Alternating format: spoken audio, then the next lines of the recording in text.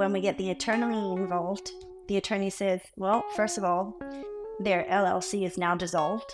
So obviously they do this for a living. They take advantage of people for a living. Wow. Second of all, they are not licensed contractors. Oh, wow. My name is Kevin McIntosh, and this is The Closing Table, where we talk to experts about their experience in real estate all across the country. Let's go.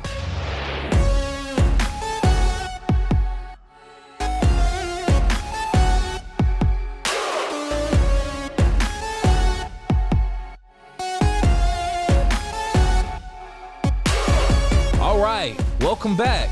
My name is Kevin C. McIntosh. I'm the host of The Closing Table. And joining us on this episode, I'm excited already because I heard her accent. Got another top producer and real estate professional, Kim Crump, joining The Closing Table. How are you, Kim? I am doing great. Thanks, Kevin. How are you? I'm doing just good. I'm so excited to hear you talk today since I heard that accent. But yeah, we want to thank you for taking time out of your very busy schedule and accepting our invitation to be a guest here on The Closing Table. We always like to acknowledge that. Now, well, thank you for having me. Absolutely. So, Kim, let's get into it. The business part, secondly. First, let's talk about you. I always like to identify the person outside of their profession. So if you can, in 60 seconds or less, Kim, tell us who you are outside of real estate. So outside of real estate, I am everything outdoors. I mean, I spend so much time in my car and driving and in my office running numbers. So I am outdoors. I'm on a boat. I'm hiking or walking my dog. Have an awesome little lab. Keeps me active, and hot yoga. I could not keep this brain sane without hot yoga. Interesting. Hot yoga. Okay, cool. I think I've done yoga once in my life, and it was already a little challenge. So I couldn't imagine being hot on top of that. So kudos to you. I question myself 3/4 of the way through the class every time. That's funny. Okay, cool. So we know you're a real estate professional. Let's talk about your actual profession. I want you to just talk about your business, your real estate business model. And if you can, give a few key points, how long you've been licensed, what you consider your specialty or niche, and or any notable achievements. The floor is yours. Sure. Well, I got my real estate license back in 2007. And we all know what happened in 2008. So I was told that I was crazy going into the real estate business back in 2007. I was also 8 months pregnant with my third child. And I figured, okay, well, if you're not going to do it now, it's going to be a couple of years before you're going to be able to get your license. And I was ready to go. So initially, I started as an independent broker, like a lot of agents do. And I was with Keller Williams, and I liked their model. It worked. However, it wasn't exactly what I wanted. I was super busy with my kids, and I needed a little bit more structure and purpose. So I decided to join a team, and that was still with Keller Williams. And it wasn't until 2011 when I was recruited over to Linda Craft team office here. And once I was shown the processes, the way they give back to our community, and just being a full-time agent, because being a part-time agent just doesn't cut it, I was immediately drawn to the firm. So I have been here with Linda since 2011 and have been a listing partner as well since 2007. And now I'm actually a partner in the firm. Nice. The climb up to the top. Love to hear that. Love to hear that. It takes a lot of hard work and dedication, but you know what? I love it.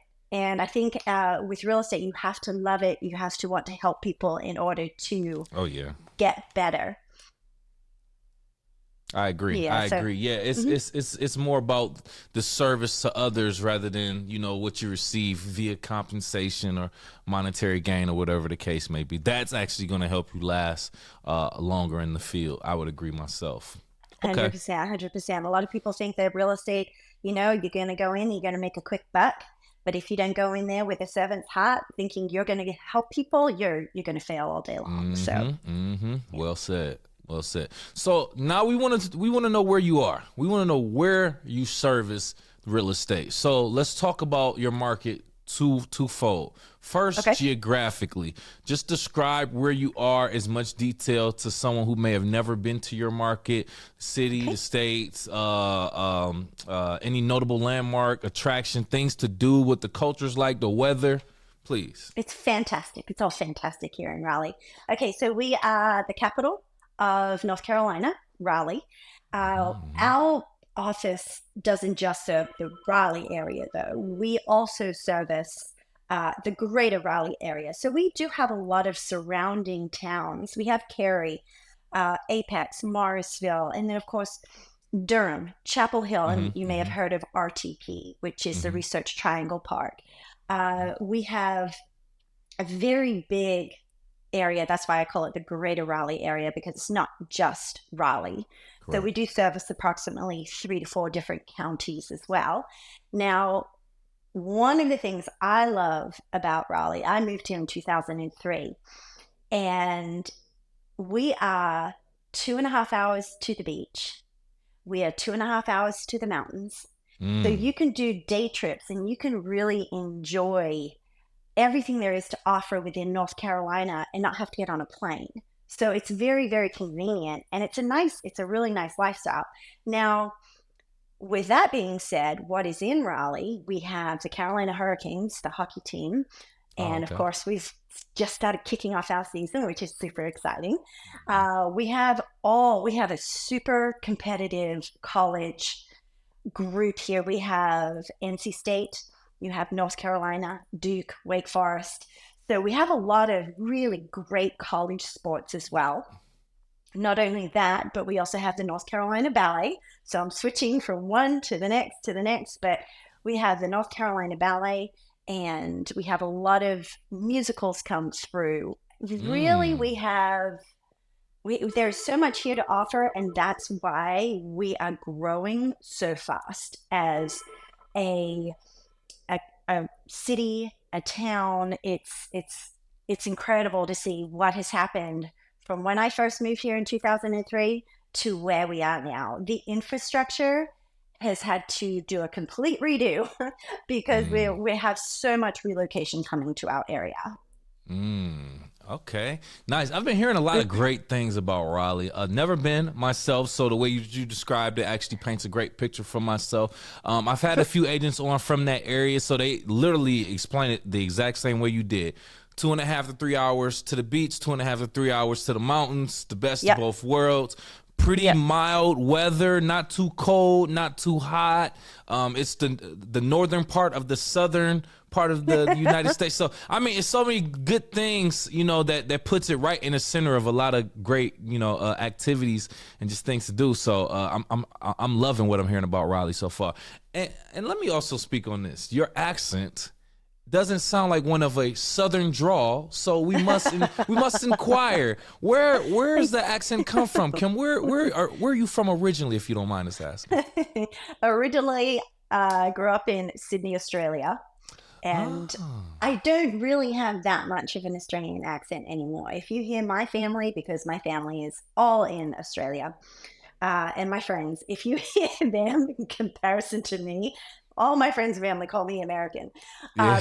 but I've been here for so long. Actually, it's called Hmm. an Osmerican, is what they've termed it now. Uh, Osmerican. an Osmerican because I grew up in Sydney, Australia. I went to school in the middle of the city and entered the world of professional entertainment, started traveling, and then landed because I met an American and I landed over here, had children, and stayed. First lived in Florida, then lived in New Jersey, Mm. didn't want to raise kids in New Jersey, moved to Raleigh, North Carolina. Beautiful, beautiful, beautiful. So, with that being said, if you don't mind, I just want to speak on this real quick. Explore this, I should say. With you having that experience in a completely Mm-hmm. different country, continent, Mm-hmm. I want to speak on that. Since you are a real estate professional, I don't know when the last time you've been to Australia, but how would you compare the real estate scene or culture in Australia compared to either just Raleigh specifically or the United States overall? Wow. Sydney is one of the most expensive places to buy real estate. The Mm. the uh, the harbor. the beaches. A lot of people who I actually went to school with don't live in the Sydney area anymore because real estate is so expensive. Mm. Um, and I'll give you an example. I bought a townhouse in New Jersey a long time ago. And at the same time, my brother was buying a townhouse, and they were almost exactly the same. Well, my townhouse in Jersey cost me $125,000. His cost him 450,000. Now, I will say Ooh. that was way back in 2003. So right before I moved to Raleigh. What? Yeah, so now I sold mine for, and this is why we love real estate. I sold mine Please. for 305,000. Okay. My brother's townhouse is now worth over $1 million. It Wow. is a very different market. They buy and Yes. sell homes differently than how we do over here. Hmm. My father used to be a commercial building inspector. So I grew up around real estate. I grew up around builders. My grandfather had a master build. He was part of the Master Builders Association in Australia, in Mm. Sydney. So yeah, grew up around a lot of construction, but at that time they did not think women should have been in the business of building. Little did my dad know that, yeah, he missed out on prime opportunity Yeah. to keep that going. Yeah. But my background did come from, when it comes to real estate, my background did come and stem from being part of a family who was involved in architecture and building and Mm. just a very, I mean, the architecture in Australia, the Yes. climate is different, everything is different, Hmm. so the way homes are built are different as well. Mm. Mm. Interesting. Thank you for taking us on the plane ride over to Australia real quick, bringing some of that energy. We appreciate that. Oh, So, and the last go time ahead. I was back was last year. I try and go back every year. Ooh, nice, nice, Yeah. nice. Yeah, that's bucket list for me. That's bucket it's, list. it's Nice. a long way. It's a 24-hour journey, but once you're Yeah, I've there, heard. you're good. Yeah. Okay, okay, let's keep it moving. So bringing it back to United States, to Raleigh, North Uh-huh. Carolina, I want to talk about the economics now. Statistical data when it comes to real estate. Do you have anything for us? Average price points, days on the market, any other type of information? How the price, the sale price to list price, how the price has adjusted throughout the year, please. Oh, 100%, 100%. So we just got out of our team meeting. We have a solid meeting and training. And we also have Power Hour every Tuesday, where we call our clients and we collaborate. So what we're looking at right now, and it'll be different tomorrow, but what we're looking at right now is we're looking at an average price point in our area of around 470,000, Mm. and days on market around 12 days on market. I sold a listing a couple of weeks ago. A week ago, and it went under contract in 5 hours. Wow. Uh, Wow. the at your list price to sales price varies, depending on what you consider the list price, because your list price could be your original list price or that price reduction to where you actually got the offer. Correct. So if you're looking at, and of course, if you don't get an offer at original list price, then we know you're overpriced, right? So Mm-hmm. let's Mm-hmm. say once you do get in that right price bracket, you're looking at 99.5% offer value Yeah, to list, that's good. sold to list. Yeah.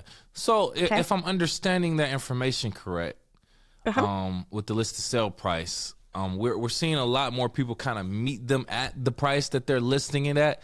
You're not seeing Well, too many people as this is what I'll probably say. You're not seeing as many people go over asking as you probably did earlier this year, or last year, or are you still seeing about the same amount? it really depends on your Okay. location and your Okay. condition. And Got you. I know that you probably hear that a lot.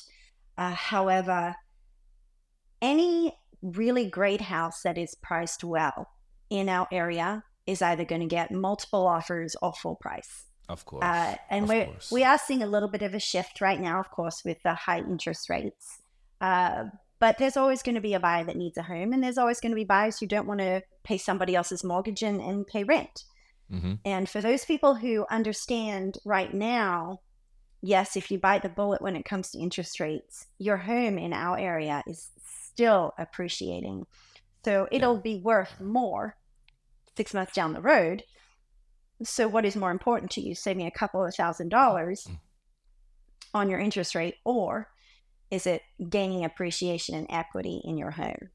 Nice, nice. Well, beautiful. Like you said, at the end of the day, we all want to purchase a home in an area that's going to continue to appreciate. So that's all that really matters at the end of the day. Like you said, if you can bite the bullet of the interest rate, date the rate, marry the home, then you'll be in good standing. A lot.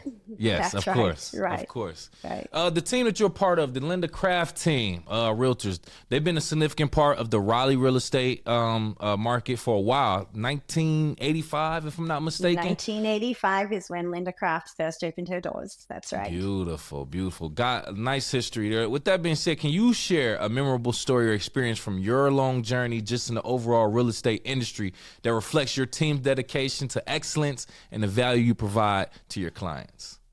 Sure. Well, gosh, it even happened last week. I had 2 different listings coming on the market, and one is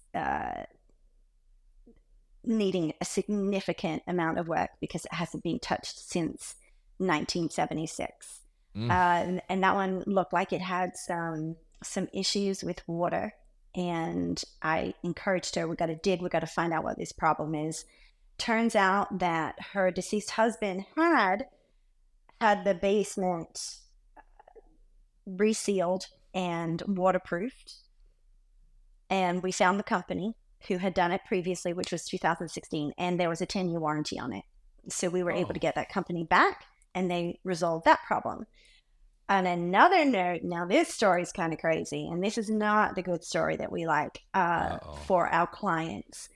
I have an elderly gentleman selling a home, and his daughter is primarily taking care of the transaction. And he had somebody knock on his door and said, "Hey, do you need some work done?" He said, "Sure, yes, I do need some work done."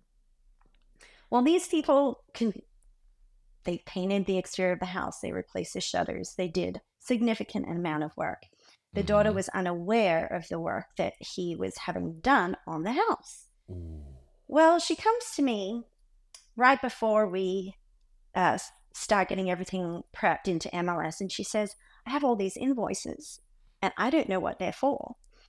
And there were probably a solid 10 to 15 invoices, which equaled about $85,000.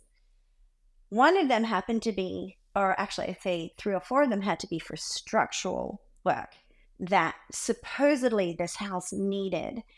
And she said, "So what do we do? I don't even know if this work is being done because it's not her house, it's her dad's."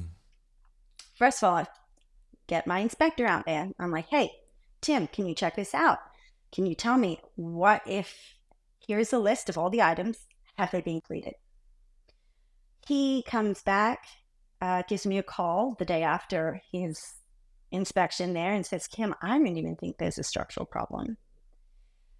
So then the daughter says, "Well, what do we do?" And I said, "Well, now we're going to go and get a structural engineer, and we're going to take a look and see if your house actually does have a structural problem and if anything was needed." As it turns out, the people who had knocked on this older gentleman's door just took him for a ride. They put 8 piers under the house, which weren't even touching any of the beams underneath the house. They basically, as far as the engineer described it, he said, basically they just put a bunch of junk in your crawl space that you did not need. And, you know, it hurts your heart when you hear that there are people out there like this who take advantage. And of course, when we get the attorney involved, the attorney says, "Well, first of all, their LLC is now dissolved. So obviously they do this for a living. They take advantage of people for a living." Wow. Second of all, they are not licensed contractors. Oh, wow. So they shouldn't have been doing any kind of structural recommendations or work on a property regardless. So this poor gentleman is out of pocket $100,000 Thankfully, on the good side for them, there is nothing wrong with the property. Um, but these are the kind of issues that we know how to work with and we know how to help because we have such a great, uh, what would you say? We have a great community. We have a great connection Hmm. um, network. I'm sorry, that's what I was looking for.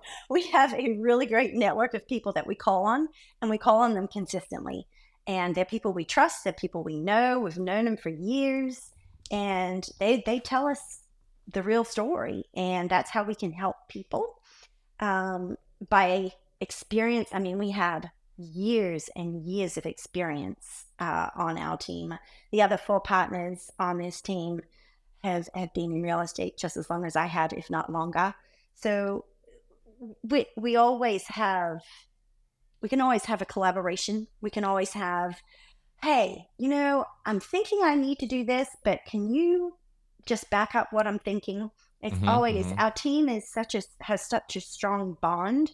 It's not a selfish team. We're here to help Good. each other, which makes us different from a lot of major firms because we're locally owned and operated.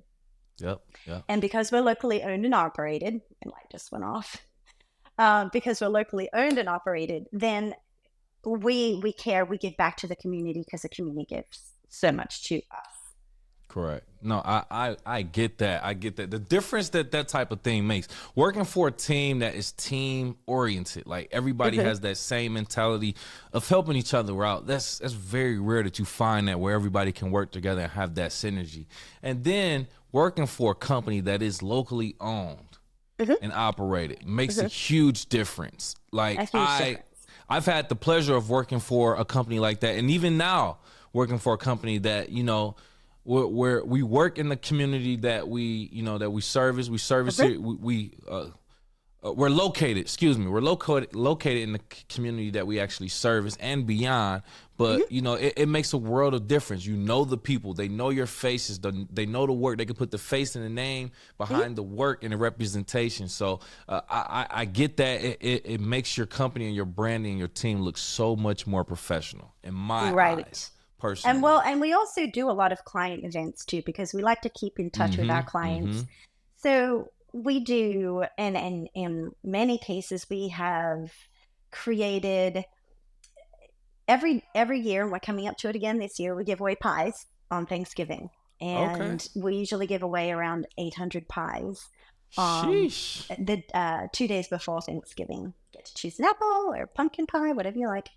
Nice. And this has really instilled traditions in some families because they know they can come to us and get that pie, and that is Yep. one thing off their list Mm-hmm. for Thanksgiving Day, which is great because we get to catch up, and it's one of the most fun days of the year, and our office smells amazing. Haha, good Um, touch. it smells so good. And then, and then we also do shred day. We do shred events. So we have a Good. truck on site. We do a lot of things that we like to do to keep in touch with our clients. And that's really important. And then, of course, the charities that we support. We support numerous charities. We have our moving trucks, and they're available for charities to use for free during the week between Monday and Thursday. And that's such organizations as Note in a Pocket. And well, one of the other big uh, events that Linda has been a part of is the Red Cross Ball, the Red Cross Gala she organizes every year. Mm. And she was honored with an award back in 2016 for Humanitarian of the Year for the Red Cross in our area. And it just goes Nice. to show the amount of care that Linda has instilled in her business and also in her agents. Correct. So when people join our team, we want to make sure, first of all, you have the kind of personality that wants to give it Mm-hmm. back because Mm-hmm. you're going to help people. Yep. And well, we also want to sell houses. So Of course. we It's a know business. it's a business, but we also know that Yeah. helping people and taking that stress load off their shoulders is huge. It's huge Yeah. with our network of people that we have. Yes, and that's so important. What you just said, I feel like that's what more businesses need to focus on, like having the right people join your team. And not to get off guard, I think that's why Chick-fil-A is so successful. I have not amazing, had a right? bad experience at Chick-fil-A. I don't care what location it is. They are hiring the right people there. I don't know where they're getting That's them right. from. That's right. But that's the same thing. So, I'm sorry. I digress. No. It's okay. That's okay. I mean, currently we are running a toy drive. Okay. And I had a list here and my computer went off, but the other charities that we support is Nona Pocket, I said, Transitions Life Care, because we also know that how difficult it is when you have to help your parents, when your parents have helped you grow up, and then we go into a different time frame, and now we're becoming the caregivers for our parents. Yeah. So we really believe in giving back to Transitions Life Care.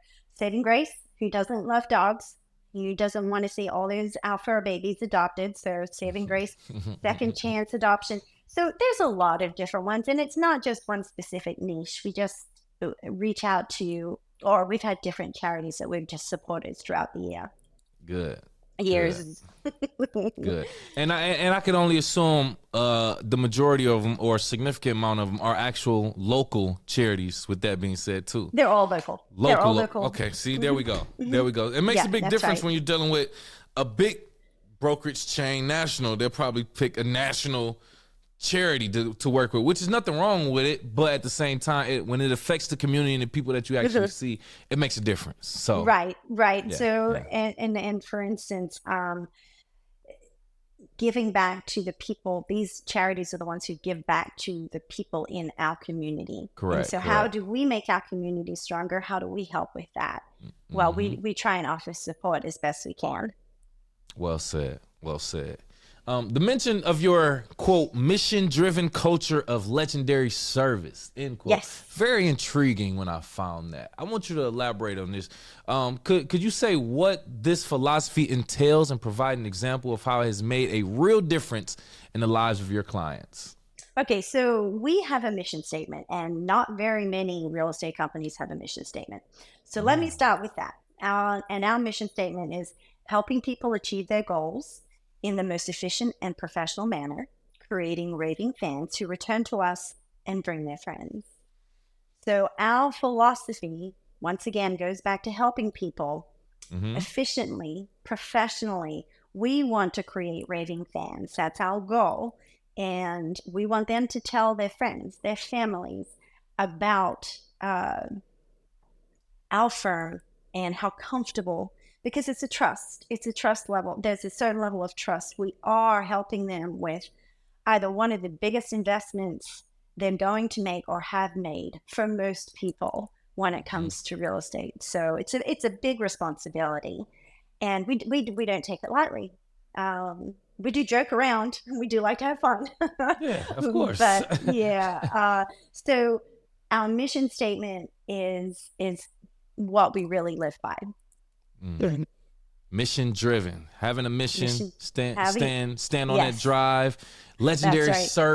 service that has been proven to be successful, and continuing on that legendary tradition. I Right. like it. Just breaking it down like that. When I saw that quote, I said, I like this. This spicy. Let me throw that in there. Yeah. Well, when I look at, and you ask me, stories, of course, I have one client who has recommended 5 of her family members to me. And now I've become part of, their jokes. And if they need anything when it comes to real estate or advice, when it comes to home advice, it's always a call. And that's the kind of relationships I cherish. And I know that I've done well because they're still coming back to me after years. And it's not for a sale. It's just like, Yeah. hey, Kim, what do you think we should do with this? Would you do this? My wife says we should do this. I don't think we should do that. And I'm like, well, first of all, I'm not getting in the middle. I know, right? Yeah, I appreciate you for considering me, but But then I do give my opinion, and it's right. always great. You always see one go, "I told you so." See, that's because you put in that work, and your brand has worked so much that they just look at you as the house lady, not no and no Yes. disrespect, but they say that No, as no, you're no. the No, I professional when am. it I'm a comes to realtor. homes. Right. So and that just goes to the work you've done. So they're not just reaching out to you whenever they have a sale or they want to buy something. They're saying, hey, overall, what do you think about this? And that's what you Right. want to be ultimately. Right. So Right. Exactly. that's Exactly. good work. That's good work. Linda Thank Craft you. Team Realtors is not only a successful real estate brokerage, but also deeply involved in the community supporting charitable initiatives. We already technically talk about this. You actually talked extensively about the different charities and things that you've worked on and worked with. Is there anyone specifically that's really like personal to you that you actually like to get involved with amongst the most? Oh, goodness. Well, I do. Um, Ella's Race. I do that every year, Note in a Mm. Pocket. And then these are 5Ks. So, and I'm not a runner, so don't, I walk. But Ella's Race is a 5K here where a young girl passed of brain cancer. Mm. And as a mom of three, one of the worst things I couldn't even imagine would be losing your child. And that is one charity, one event that I will do every single year is to do that 5K to show my support. Buy all the merch, buy the t-shirt, buy the Yeah. hat, because it all goes to a good cause. It all goes to raising awareness and raising money for a cause. So that is one that, and we do set up a booth there. We do give away water and all that kind of good stuff. So, uh, and when you go to those kind of events and you get to talk with people and hear their stories, it's very heartwarming. It's great. So that is one of them, and then of course the other one that I love to go to, which is the Red Cross Gala that Linda puts on every Mm-hmm. year because Mm-hmm. it's black time and get to dress up. But oh my goodness, the auctions that and the money that is raised for the Red Cross, because the Red Cross is needed all the time, Correct. everywhere, all over the Correct. nation. So we want to make sure that we're there to support, and that's one of the biggest events that we do every year.